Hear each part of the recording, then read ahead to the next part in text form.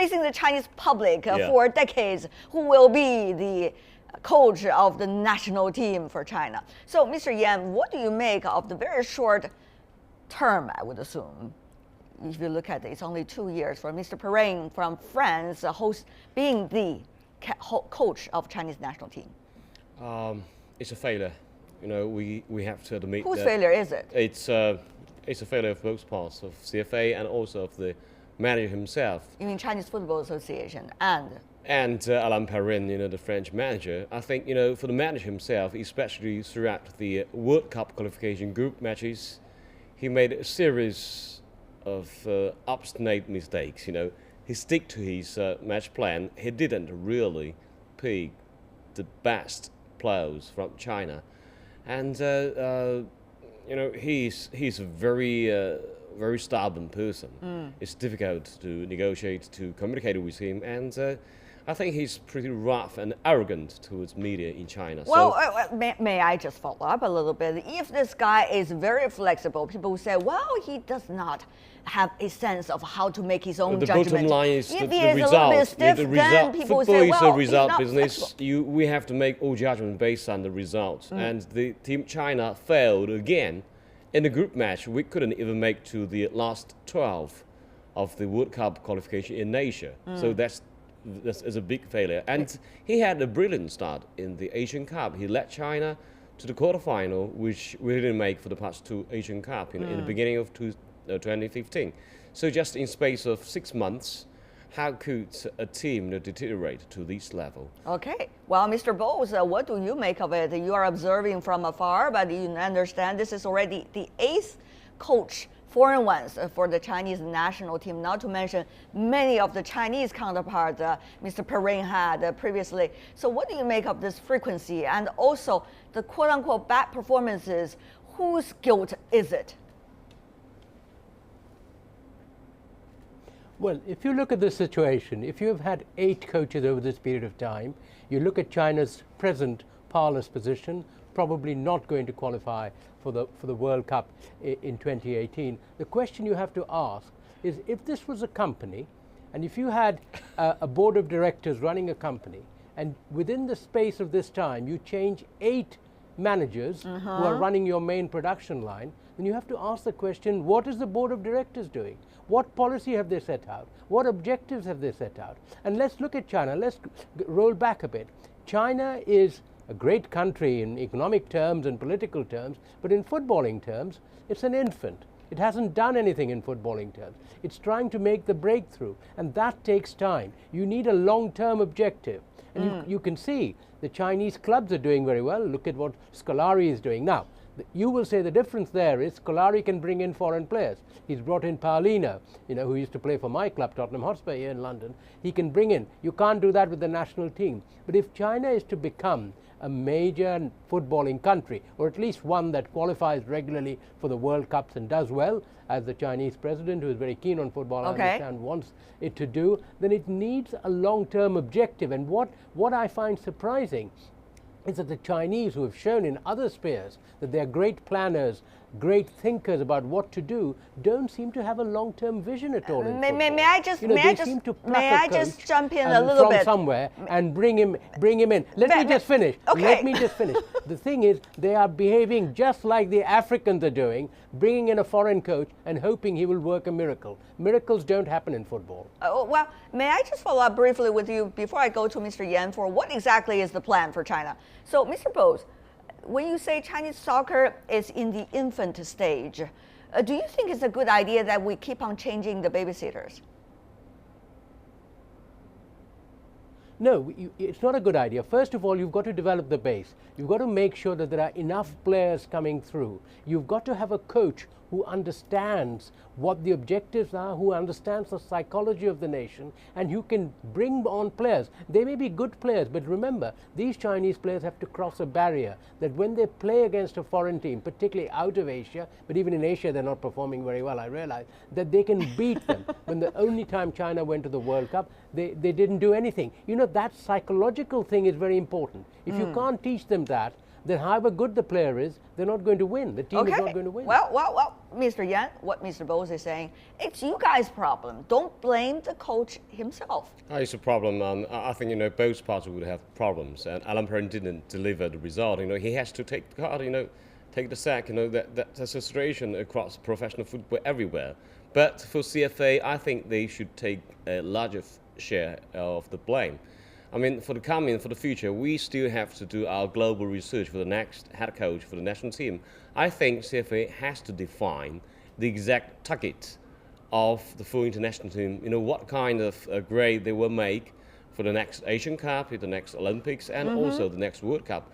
They have to redefine the target, and therefore we could start the process of selecting the next head coach. You have been a soccer insider, of course, in China for a long time, Mr. Yan. So may I have your very frank answer coming from you?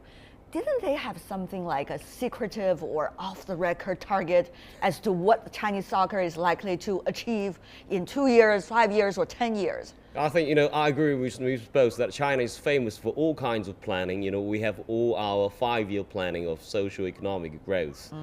For football, we also issued the overall football reform policy by the central government in the beginning of last year. Yes, indeed. Isn't that a wonderful plan?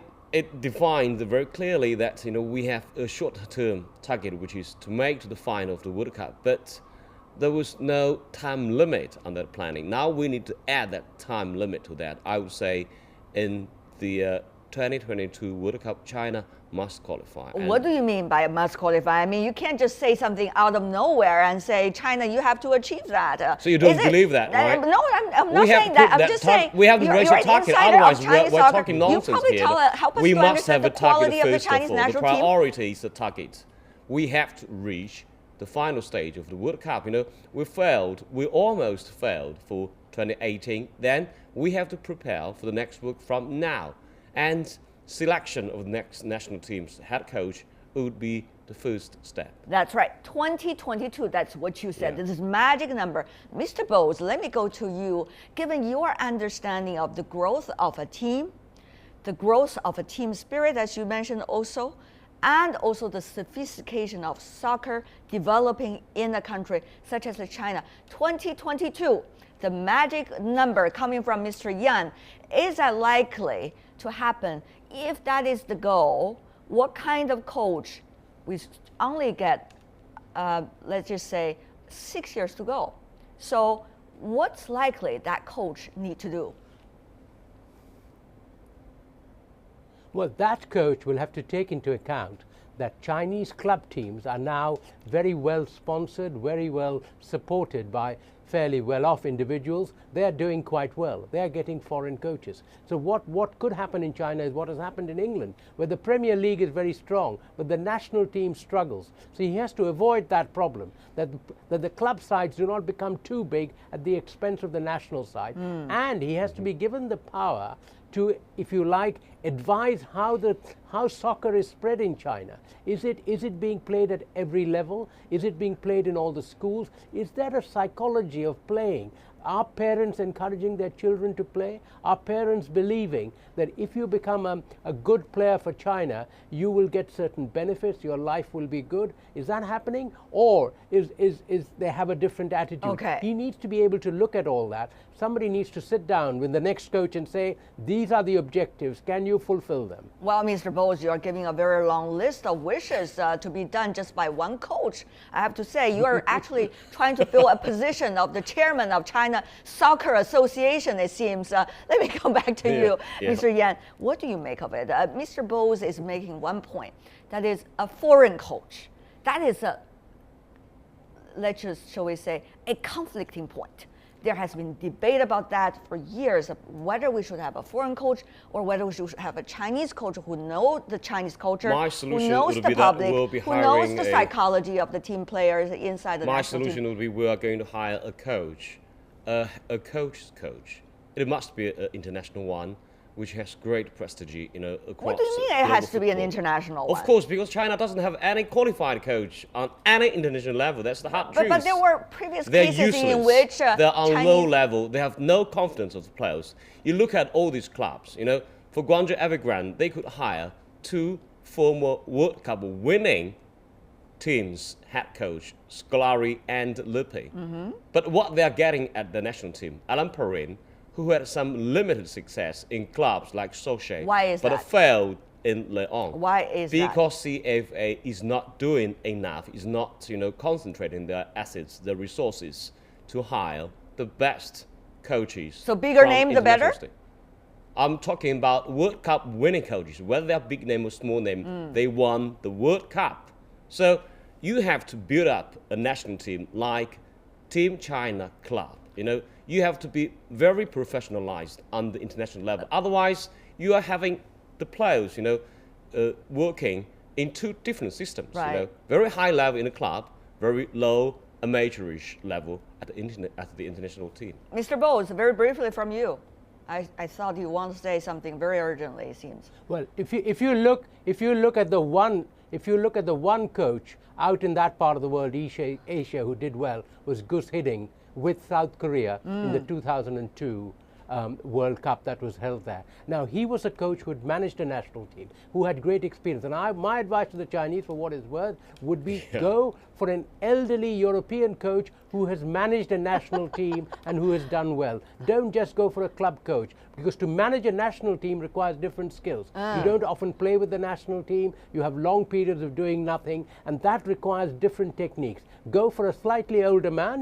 The Chinese, I'm told, like many Asians, like age, so go for the slightly older man. Don't worry if he's over 60, but he will bring experience and he will bring knowledge. All right. I'm not sure whether the cultural tradition is really about getting an older coach than the previous one. But Mr. Yan, what do you make of that? And especially, I think Mr. Bose is addressing part of the issue of psychology of the team. It's a brilliant solution, and Gus Hiddink You mean an is older having man a or very a brilliant coach?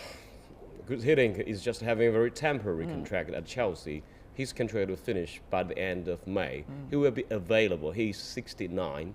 So basically, he's getting the last contract of his footballing career, which would be perfect for Team China. I mean, Are you biased in suggesting only one name? He's a great example. I'm just not saying we have to get Hiddink or no one else. I'm just putting up an example which Mr. Bose suggested to us. Hiddink could be the golden choice, or national team head coaches who have the kind of experience or on the level similar to the level of Hiddink. Hiddink worked in South Korea, had a great success in South Korea. I think that's something that we could copy from. If not, then we should look in that category.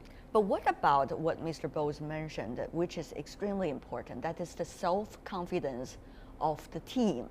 How to establish it, who will establish it, how will that be maintained? Those are the major big reason questions. for any confidence would be the success on the pitch. You have to compete, you have to play more matches, you have to play against the great rivals. Otherwise, we have no confidence. Mr. Bose, before we go, very briefly from you, we see various developing countries have their various strategies in bringing up the level of their soccer. What do you make of China's current approach as you see it, particularly the search, the very public, going out to the public search about the next national coach? Well, at the moment, it seems to me the Chinese approach is to have great ideas, great dreams, and very short-term management ideas. So, there's a conflict there. Unless they can resolve that conflict, I don't see how they can progress. If you've got to have great ambitions, you've got to have with it great plans, really well drawn out plans. And I haven't seen that from the Chinese. They seem to go, they're behaving like many of the African nations have done, who produce wonderful players, but their national teams are very poor because they keep constantly changing coaches. And of course, we must remember the Chinese have come from a background where they've had problems in their club side of match fixing and so on. They've hopefully got rid of all that. Chinese club soccer is doing well. Okay. We don't have brilliant players. I'm sorry about that. So your solution, final words from you, Mr. Yan. We can't just go gray. I mean, at the end of the discussion, we have to find some kind of solutions if we ever We have to select any. a coach of coaches, a coach who could bring a wide perspective, of the international football, who could be the managers of managers, who could coach our head coaches and could help set up our national football system. I think that's the point. I agree with Mr. Bose, but he also has to deliver on a kind of limited playing fields.